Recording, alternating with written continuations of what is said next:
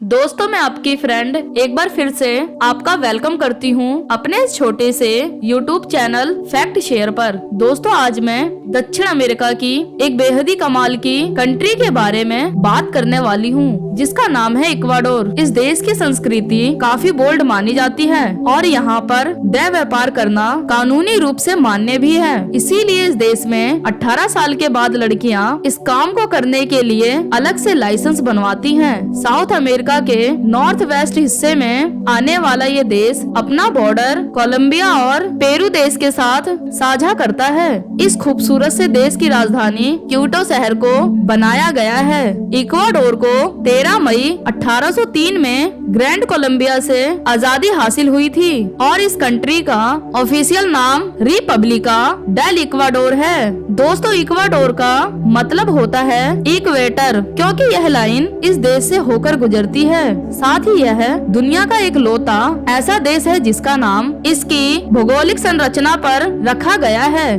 दोस्तों इस सुंदर से देश में लगभग 2 करोड़ लोग रहते हैं, जिनमें से 93% लोग पढ़े लिखे हैं और यहाँ पर औसतन आयु 77 सालों की है। पैसे के रूप में यहाँ पर US डॉलर का इस्तेमाल किया जाता है। इक्वाडोर में सबसे ज्यादा स्पेनिश भाषा बोली जाती है, इसीलिए इस देश की आधिकारिक भाषा स्पेनिश ही है। इसके अलावा भी यहाँ 13 प्रकार की अलग अलग स्थानीय भाषाएं बोली और समझी जाती हैं। इनमें से क्विचे और शेयर भाषा ज्यादातर लोग जानते हैं। टूरिस्टों के लिहाज से यह देश दक्षिण अमेरिका की सबसे सुरक्षित कंट्रीज में गिना जाता है। चिली के बाद इक्वाडोर ही दूसरा वो दक्षिण अमेरिका का देश है जिसकी सीमा ब्राजील को नहीं छूती। सिर्फ 2,83,560 स्क्वायर किलोमीटर में यह पूरा देश फैला हुआ है। इसके बावजूद यह दुनिया में केले का निर्यात सबसे अधिक करता है। दोस्तों आपको ये बात जानकर हैरानी होगी कि इक्वाडोर के लगभग 30% नागरिकों का कोई भी बैंक अकाउंट नहीं है। यहाँ के लोग जोड़ने में विश्वास नहीं रखते, जो कमाते हैं उसे खर्च कर देते हैं। यूनेस्को ने दुनिया में पहली और दूसरी वर्ल्ड हेरिटेज साइट्स इसी देश में चुनी थी। 1978 में पहली क्यूटो और दूसरी द गैलापागोस आइलैंड। यहाँ 1600 से भी अधिक पक्षियों की अलग अलग प्रजातियाँ रहती हैं और 25,000 तरह के पेड़ पौधे मिलते हैं। इक्वाडोर के लोग प्रकृति से बहुत प्यार करते हैं, इसीलिए यह दुनिया का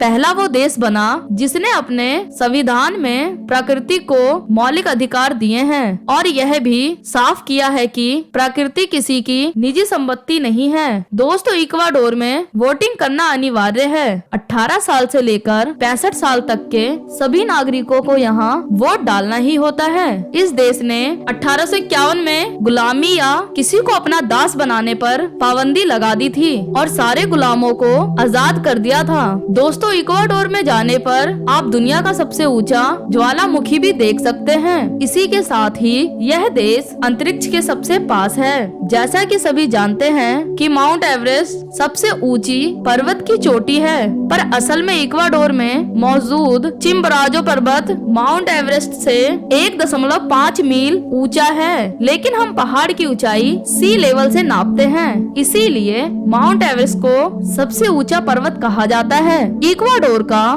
गैलापागोस आइलैंड टूरिस्टों की इस देश में मनपसंद जगह है। इस जगह की प्राकृतिक सुंदरता हर किसी का दिल जीत लेती है। इस पूरे देश में 11 इंटरनेशनल एयरपोर्ट्स बनाए गए हैं। दोस्तों इसकी राजधानी क्यूटो शहर है, लेकिन बात जब यहाँ की सबसे बड़ी सिटी की होती है तब गुआयाक्विल यहाँ का सबसे बड़ा शहर है। दोस्तों इक्वाडोर के लोग काफी फ्रेंडली होते हैं, जिन्हें नए लोगों से बात करना, उन्हें समझना और उनके साथ समय बिताना बहुत अच्छा लगता है। अगर आपके पास अच्छे खासे पैसे हैं, फिर आपकी यहाँ मौज ही मौज है। सुंदर महिलाएं आपको कभी यहाँ अकेला नहीं छोड़ेंगी। कई जगह तो ऐसी भी है जहाँ आप इन महिलाओं को इंतजार में रहता देख सकते हैं। तो दूसरी तरफ यहाँ के लोगों के पास काम की भी कोई कमी नहीं है, बस जिसे जो पसंद है वह वही काम करता है और यहाँ पर हर किसी के काम को बराबर की इज्जत दी जाती है। मिटाड